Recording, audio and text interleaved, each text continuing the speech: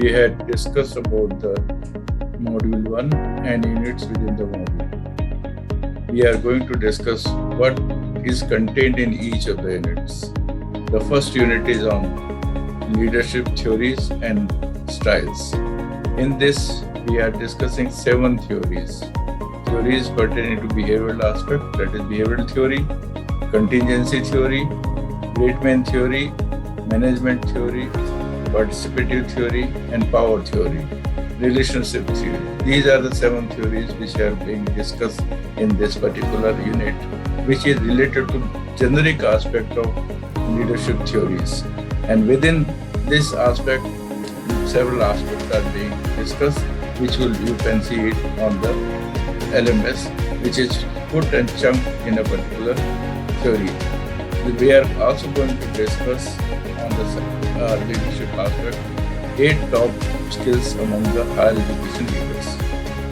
So we are moving from the theory to practical aspect, that is what are the top skills which a higher education leader possesses. This unit has 8 skills which have been promoted after seeing and after observing and carrying out research what kind of skills a top leaders in higher education should have, or what are the top skills which higher education leaders should possess. These are, first and foremost, these days is the financial acumen.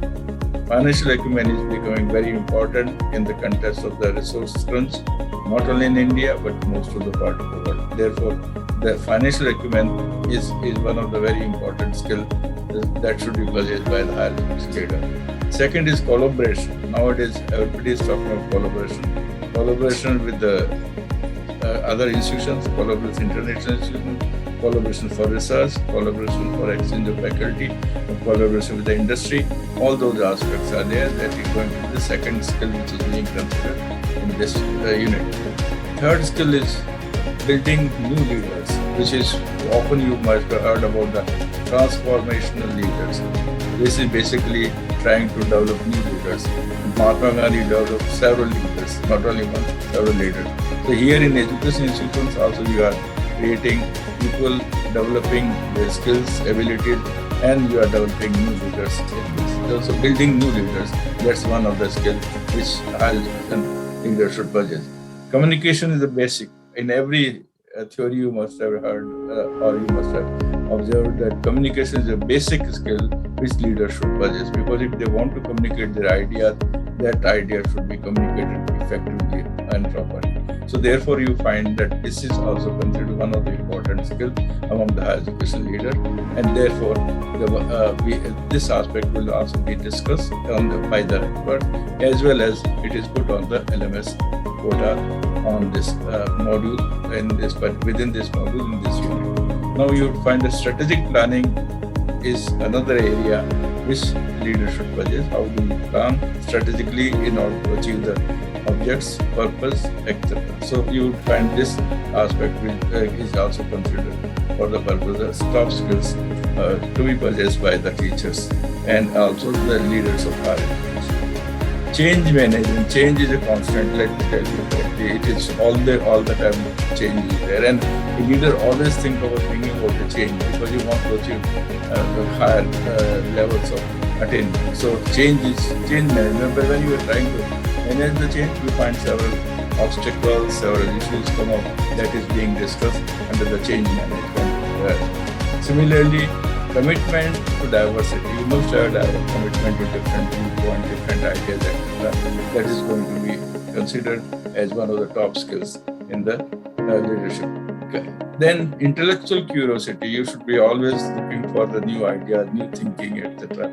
These are the 8 top skills which higher education leaders should possess. Then within the third unit, within this leadership module, is the complete unit on the educational leadership. Here you have 9 lessons developed by module developed by Professor Mampan. You will find what is the leadership, what about leadership, introduction to the leadership virtues and leadership styles, which you have seen in earlier write-up which I mentioned. And then you have servant leadership. This is a new concept of servant leadership which we find this is all pervasive, and that is going to start discussing lesson number 4. Theories of leadership, we have already discussed, that is also wrapped up in this module. Then the key factors of servant leadership is a part of the servant leadership concept. Instructional leadership, that is for the teachers, the models of instructional leadership is also the lesson in this. Mistakes education leaders commit. This is very important aspect within this module, which you are going to have on the elements. It is put in the check form, and then the professor might be interacting with you on this aspect. Finally, is builder designing future educational leadership. That's the kind of thing. These are 9 lessons being given in this module on leadership. So within leadership aspect, we have theory, styles, top skills among the higher education leaders, and then education leadership. These 3 units are there which are containing the part of this. There is an additional unit in this. Additional unit is about 4th Industry Revolution and the role of education leaders. 4th Industry Revolution is happening day and day night. You have seen it that once 3rd Industrial Revolution came, a lot of changes took place in the education system. A lot of research took place, a lot of development happened, etc. Now, 4th Industrial Revolution is completely changing several aspects of the working of the people, production, distribution, and education processes. You have seen it during COVID period. There is online education almost all part of the world, and in India also. But the 4th Industrial Revolution has a greater implication with regard to education leadership, because you find AI, artificial intelligence, which is trying to remove some of the workload with the education revolution. That part would be taken up by the machines. And then you have also learning system, deep machine learning, etc. They are also coming. So AI, machine learning, IoT, these are going to bring about a major change in challenge before the education leaders. Therefore, this aspect has been also rated, that is futuristic aspect.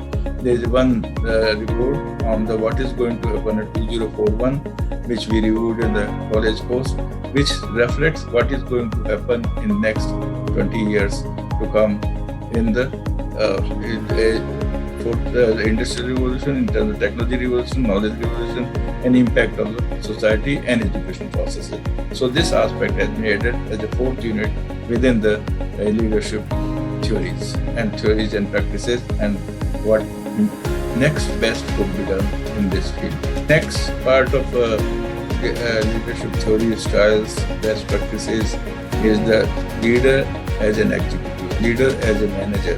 That is very important for the positional leaders and those who are heads of higher education institutions like principals of colleges, vice chancellor.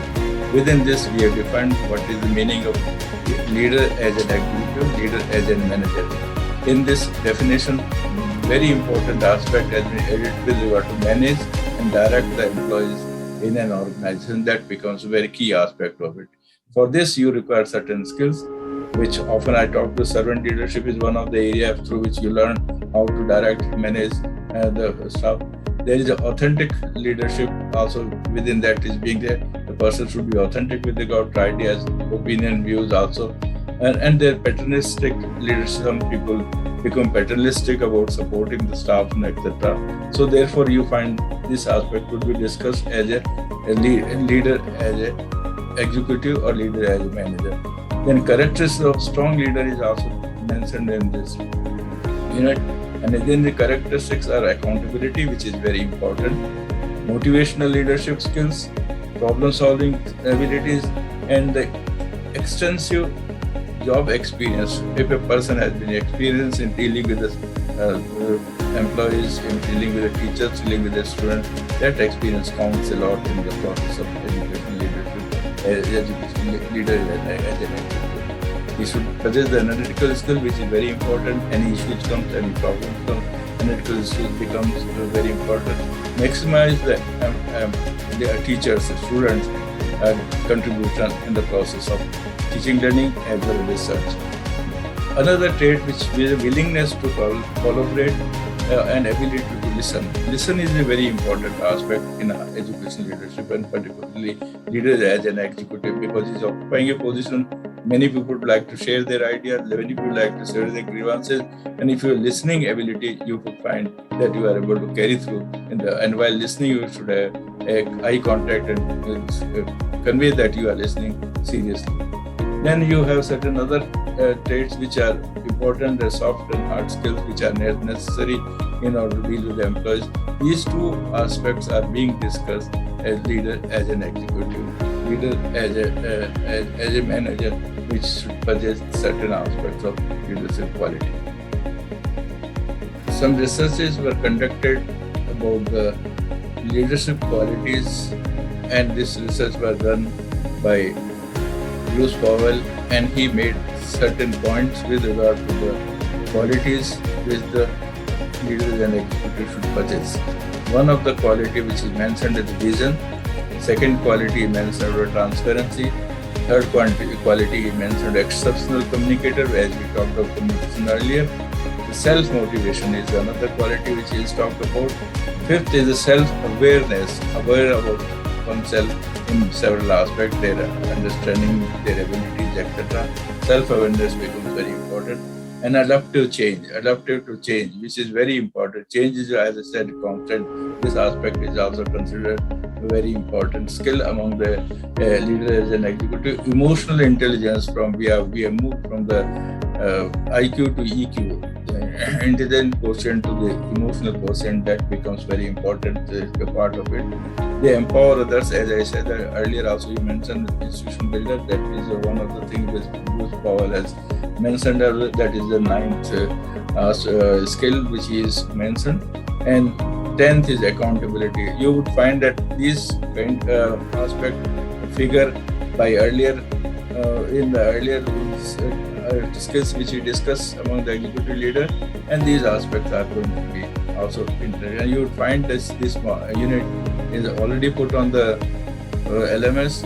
It is part has been chunked. You can at your convenience look into each of the aspects and then understand and give your view, your ideas.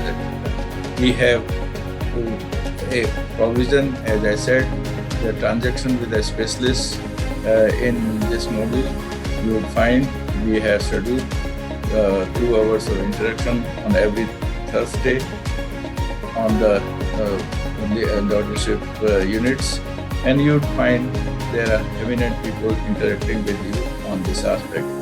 Some of the people who are going to interact with you are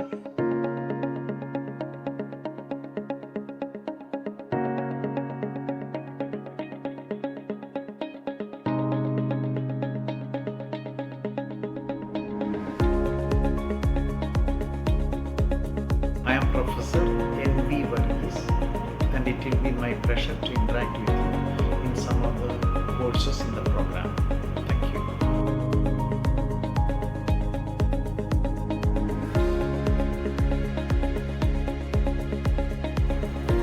I am Sudhanshu Bhushan, at present heading the Department of Higher and Professional Education at NIPA, and it will be my pleasure to interact with you in the International